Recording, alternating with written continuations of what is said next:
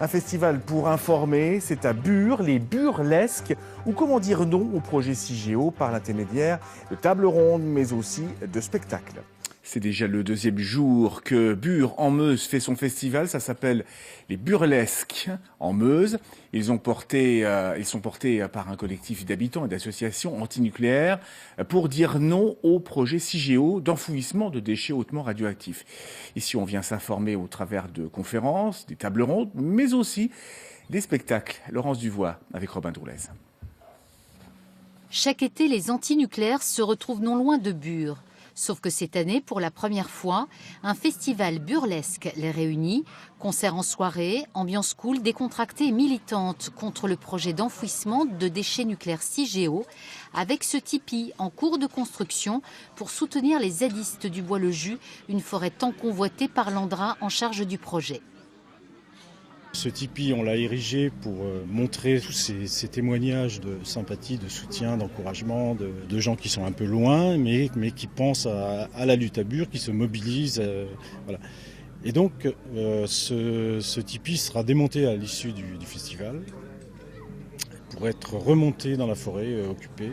Une forêt occupée depuis un an et qui, du coup, a fait connaître et croître la mobilisation antinucléaire. Certains, pour le festival, n'ont pas hésité à venir de loin. Eux viennent de Bordeaux, sont déjà venus à Bure. Ce qu'ils s'y préparent concerne chacun d'entre nous, les futures générations, nous disent-ils. Nous, on est pour l'arrêt du nucléaire, donc arrêter de produire des déchets. Mais comme dit Hulot, les déchets sont là, donc il faut bien en faire quelque chose. Donc on va les enterrer à Bure. Bon. Donc les déchets qui sont là, en effet, nous on dit qu'il faut qu'ils restent à proximité des endroits de production, donc près des centrales, et puis surveiller à l'air libre, qu'ils soient étiquetés, que tout le monde sache que c'est dangereux, voilà, mais surtout pas les cacher. Propos confirmés dans l'après-midi par cet expert Bertrand Thuillier, venu expliquer les risques du projet CIGEO inhérent à un emballement thermique en cas d'incendie, risque confirmé le 5 juillet par l'Institut de radioprotection et de sûreté nucléaire.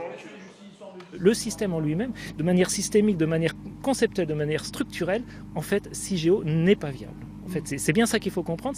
Et l'IRSN mentionne bien ces problèmes de conception, sans aller jusqu'au fait de remettre en cause le choix, parce que de toute façon, il n'y a pas d'autre choix, il n'y a pas d'autre alternative. Mais ça n'empêche que c'est une fausse solution. S'informer est tout l'intérêt de Burlesque, qui se poursuit jusque dimanche soir.